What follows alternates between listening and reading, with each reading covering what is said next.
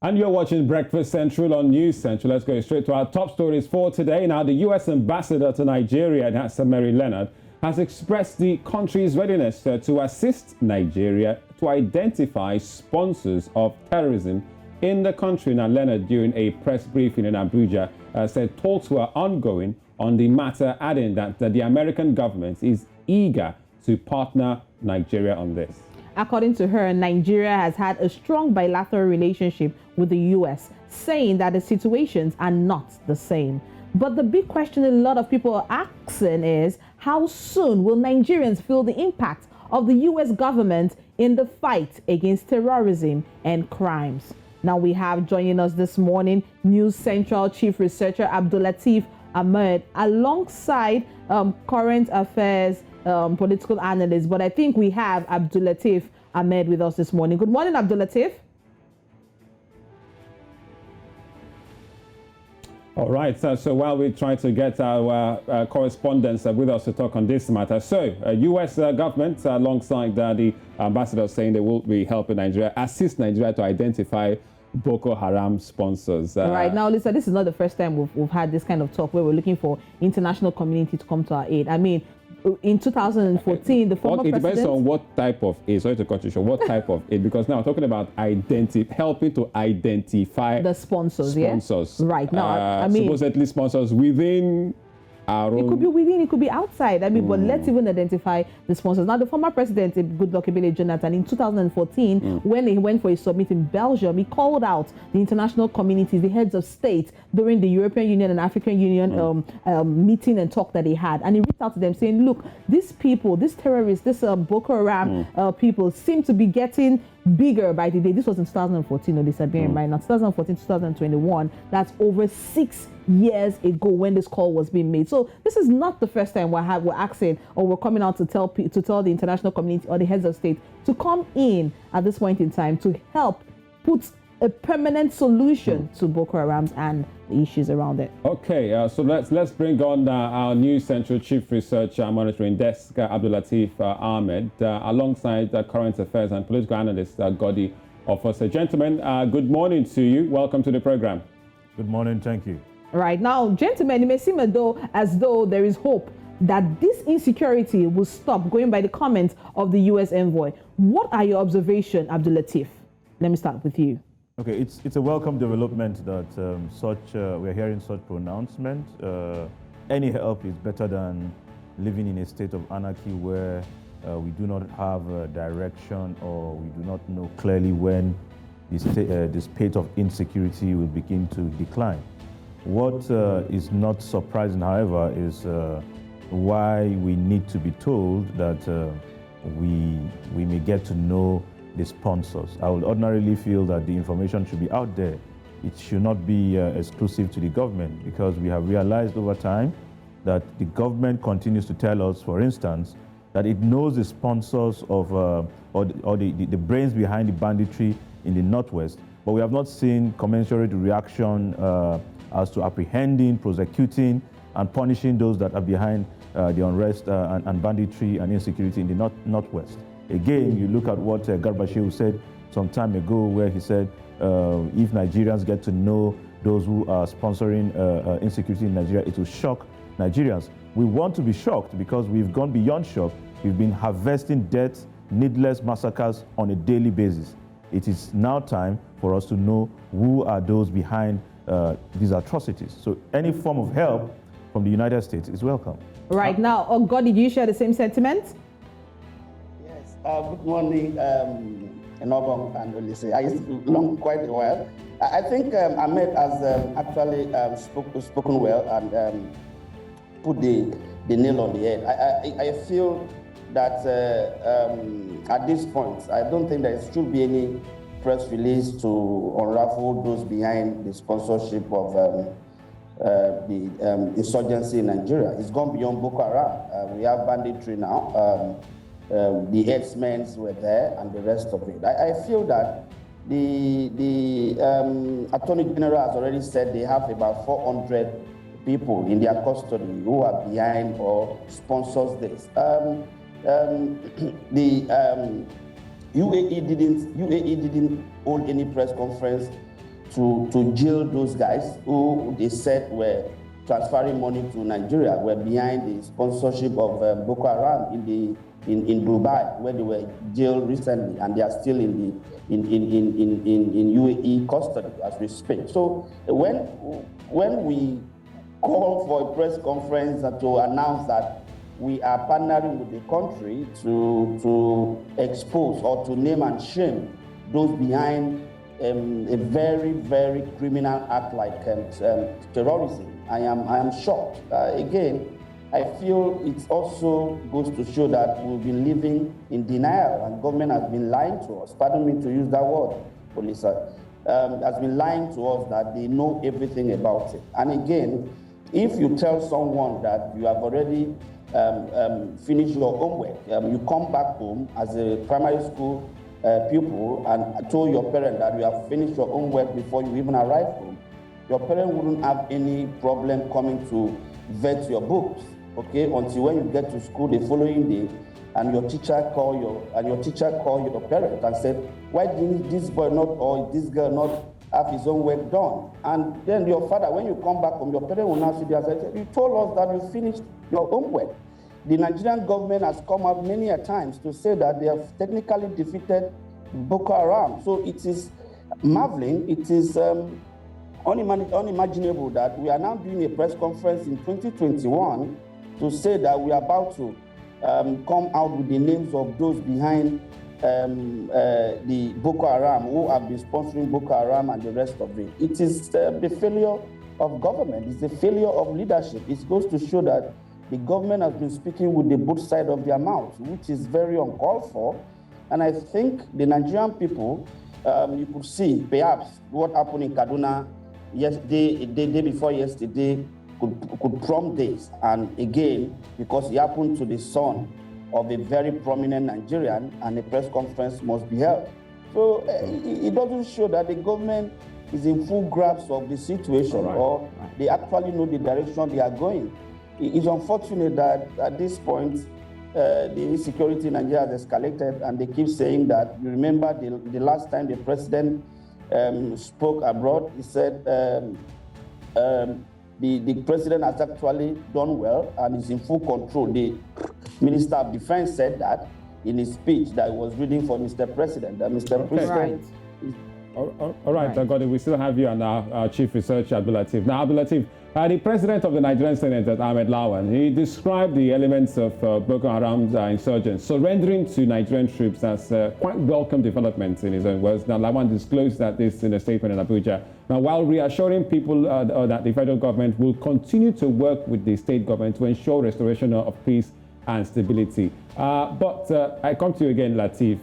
Do we actually need U.S. help, and comments from the ambassador to help us identify, quote unquote, Boko Haram or terrorist sponsors, really? Come again, I didn't get that. Do we actually need U.S. help in identifying, terrorist sponsors within our country? Well, like I did say earlier, we can make do with any form of help, but I think we've not been serious about identifying their sponsors, because this far we've not seen proper prosecution, apprehension, prosecution, and punishment of people who have been involved in war crimes against humanity in the country. So regardless of where the help is coming from, you can offer help to a child, but if it is not offering its hand, there's not much you can do. So the US may help, any other person may help, foreign intelligence may help, but until and unless we are able to follow through, what does our law say about people who have committed such crimes? What does it say about punishment, or even rehabilitation, as the case may be, of people involved in some forms of crime against the state? These are the issues.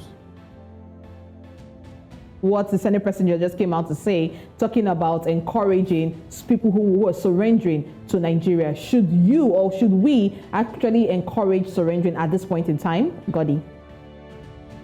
People have been surrendering, my sister. I think it looks like we are walking backward.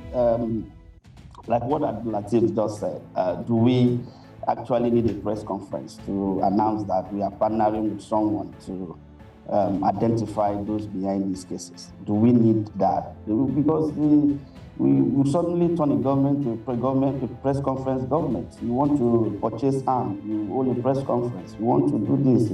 I thought that press conference would have been necessary by coming out to say that, okay, we have had a few other persons, these are the names, and let them, the arrests have been made, these are their names, and like you parade criminals in the TV, like police do parade criminals on TV and the rest of it. So coming back to whether we welcome any surrender, I don't think anybody should surrender. Like I said in the last interview, that this kind of surrendering should be seen in different perspectives. Are they surrendering because they have been overpowered by the military? Are they surrendering because they are tired of fighting? This is the cause that they don't believe in. Are they surrendering because they want to come and understudy, or the military is advancing and they are helpless and they want to come and understudy how military has suddenly become so powerful to inform their own people? What is the motive? So the motive must be very clear before we welcome any surrender. You see, the problem that we have here is that it looks like every facet of the government has collapsed.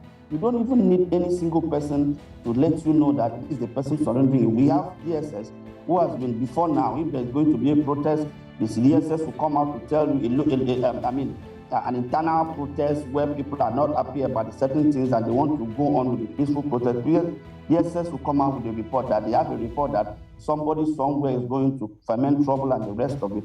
Why have we not been able to infiltrate the camp of the insurgents and get the normal information, the real information that they need to? Why do we need the assistance of the foreign government to do that for us? It means that there is no need paying all of these people with the taxpayers' money. It doesn't make sense to me. I keep wondering if we are moving forward or we are moving very fast backward. Because it doesn't. I don't think. All right. We are helping this country. Yeah. We are not helping this country. Well, I can't sleep in my eyes with my two eyes closed. Right. I wake up every now and then to walk around my compound to see whether well, Godi, many Nigerians do share that sentiment, especially when they talk about partnering with the US to identify.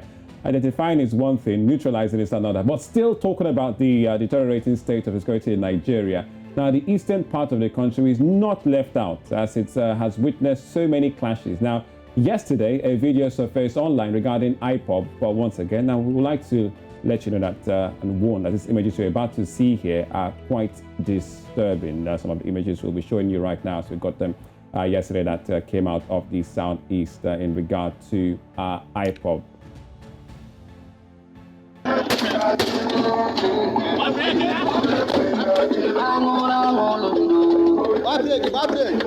This is Biafra motherland warrior.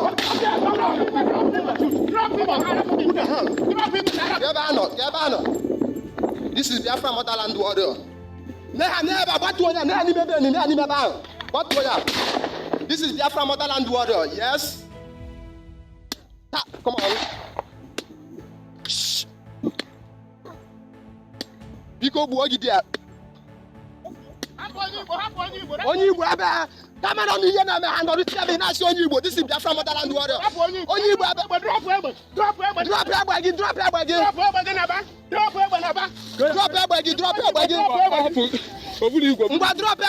egbe gị waba.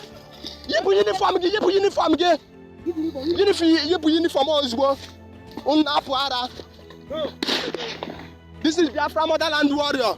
Ta. Buhari ka ira. Igbo na-achị Igbo ito ka akpogodo ebe a. This is Biafra motherland warrior.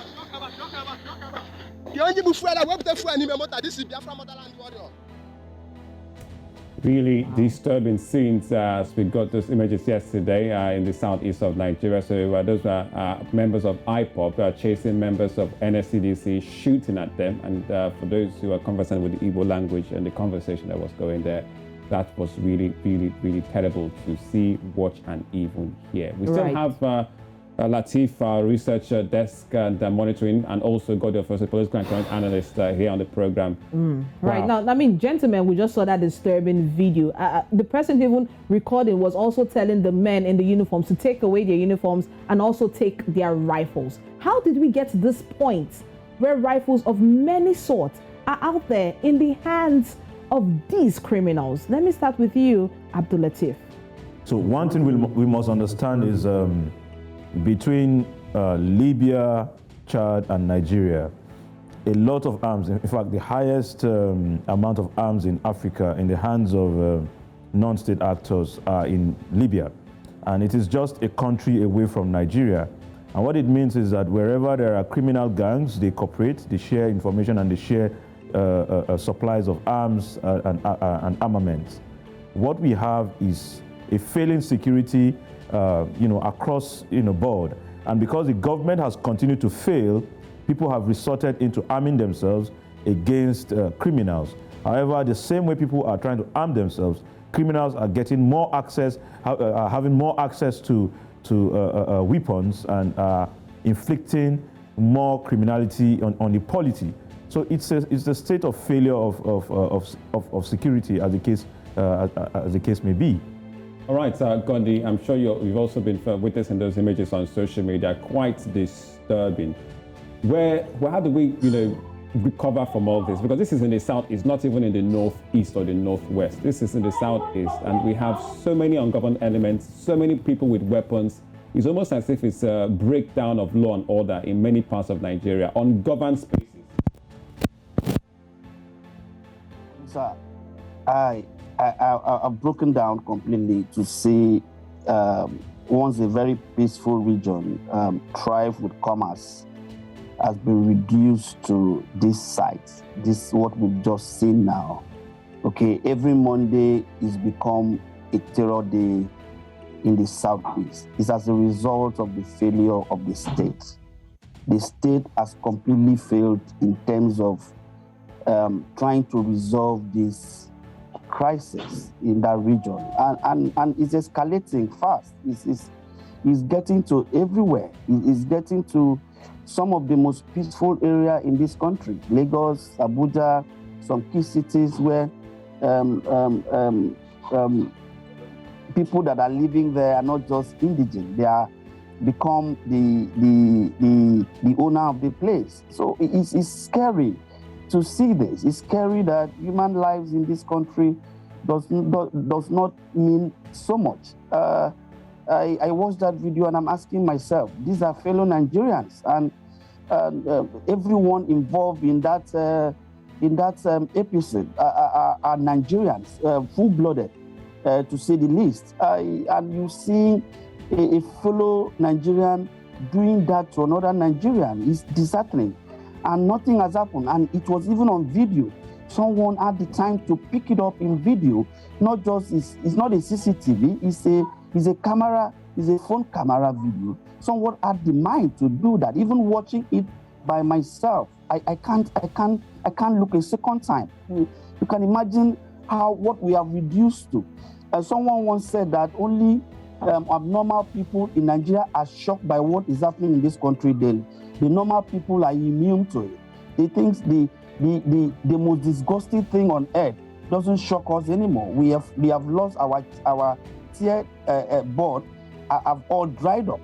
It's shocking that in just 5 years we are like this. I have lost the word and I don't know what to say. Seriously, I am completely shaken seeing this happen on a Monday. It's supposed to be a business day in the southeast, termed as the most commerce driven region and a region driven by commerce and industrialization. So how do we call this? What do we say to this?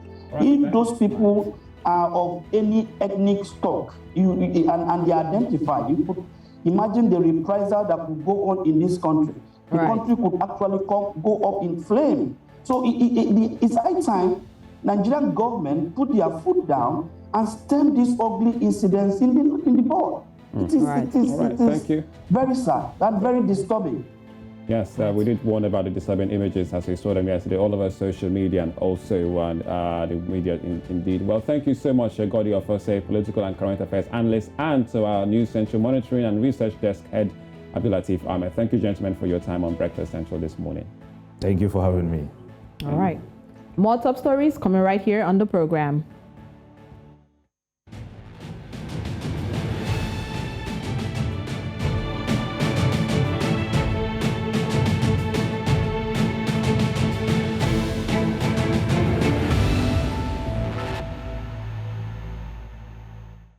You're still on Breakfast Central on News Central now. Every year on the 30th of August, the world marks International Day of the Victims of Enforced Disappearances. Now, enforced disappearance is a tactic used by the government or its agents to create fear, insecurity, and terror to achieve different motives. It is the worst form of fundamental human rights abuse. Now, in 2020 annual report released, now the Missing Voices documented 167 cases of people who were killed or disappeared in police custody. Now, out of these, 157 were killed by the police, while 10 were disappeared. The report also showed the government does not keep a record of police killings and enforced disappearances. Now, the research from other human rights organizations and the media indicate that police killings and enforced disappearances is a systemic problem in Kenya, and the report also said. And we have joining us this morning Abdul Aden all the way from Kenya to shed more light on this report. Good morning, Abdul. Welcome to the program. Now, there have been calls that the director of public prosecutions in Kenya works with the Witness Protection Agency to encourage witnesses to testify in cases of enforced disappearances. Is this really working? Thank you so much. For the last, let me say, over 10 years in the country since the Kenya military's entrance into Somalia, we've had increased cases of enforced disappearances, with the blame mostly going to the government. And this is not only in relation to witness protection, but it's also related to other human rights related atrocities, which remains unresolved mystery to date in Kenya. Okay, this is quite a difficult situation. In fact, a couple of weeks ago, we had a couple of brothers, I'm sure you reported on that, Abdin, who went missing after going into police custody. Now, Mission Voices, who are a group of organizations who have the mission to shine light upon these extrajudicial killings, want the Inspector General of Police in the country to confirm, in line with the presidential directive, that he will name, dismiss and prosecute any officer found culpable of human rights violations and not transfer the officers as has been the practice. Now, how do you think this is going to be possible in Kenya, Abdin? Well, apart from these recommendations from this report and other human rights organizations and advocacy groups, these are recommendations that have been in existence for a very long period because of the pain of the families who've been missing their loved ones. And in the last, in 2016, Haki Africa, one of the human rights organizations with focus on coastal Kenya, which is actually the leading region in the country with cases of enforced disappearances, started what they called a campaign to try and force the government to reveal where the victims or the people who have been disappeared have been. Therefore, the recommendations are there, but the implementation has been the challenge, even as the government continues to say, to keep mum on in some cases, but in some other situations speaks about as part of its efforts to contain insecurity-related challenges. Right now, Abdul, I mean, this is a very serious situation in Kenya. As we speak, in the country, no death certificate is issued under the circumstances of a missing mate. In fact, one partner cannot get married again if the other has disappeared with no hope of returning. What is the situation as we speak, Abdul? This situation is currently into different categories. We have one whereby the business people are being disappeared, but it is not known by who. A case in point is during the Eid celebrations. We've had one of the businessmen in Kenya. His vehicle was later found burnt to ashes, and his body was recovered later on. There are those people who their remains are not known to date where they are. There are those ones whose bodies are yet to be identified. Families are crying left, right, and center because of these challenges related to enforced disappearances. But the key question that, the challenge that remains to be unaddressed is, does the government have information on the whereabouts or the people who have been involved in the disappearances of these people, of these victims? And to what extent is the government involved if it doesn't have information? Because we have CCTV cameras in most of the strategic places, and most of the times families are able to record missing people. And the number of widows and orphans as a result of enforced disappearances is really worrying in Kenya and even in neighboring countries such as Tanzania and even Somalia. And it has become a key focus for human rights organizations such as Amnesty International, Human Rights Watch, and other local-based organizations, because it is really turning out to be a matter that is getting out of hand when looked from all perspectives. Quite damning reports from Mission Voices as it released those numbers, really staggering. But thank you very much, East Africa correspondent Abdul Adin, for the latest in that case of missing persons in the country. Thank you once again, Abdin. Thank you. Right, so you're also watching Breakfast Central on News Central, a recap of some of our top stories we brought to you so far so good on the program. We started by Boko Haram sponsors. And we moved on to Kenya, where the country plans to criminalize forced disappearance of persons. Also, case to follow. Yoruba agitator Sunday Igboho's aides gain freedom. More on that story on the program.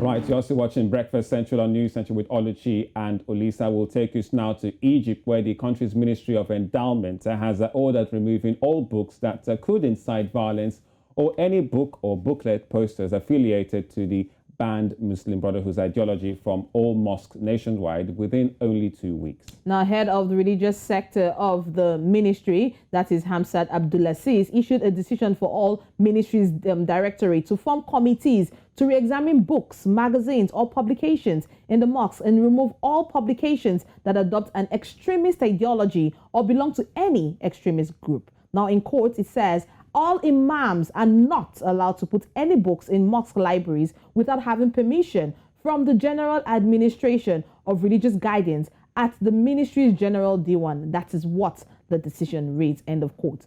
Also, all violating posters inside or outside the mosque, it says, should be removed. Now, in a case such as the banned books or publications were found at any mosque after the end of the given period of time, the imam who is responsible for that mosque would be interrogated. So this is quite interesting development in Egypt, especially after the government just passed the Morsi government, which people were accused of being the Muslim Brotherhood that really enforced some extreme views in the country. Right, but this is not the first time Egypt in particular has been putting bans on a lot of publications in the country. Now, for in 2016, I know it banned a particular book, and the book is titled The Use of Life. It also banned the book titled The Book of Sand, and this book was also banned in Egypt as we speak. Now, Egypt is not the only country that has banned a lot of books. Even in Nigeria, as we speak, a particular book, My Watch, that was released in 2015 by the former president. Oh, yes, it has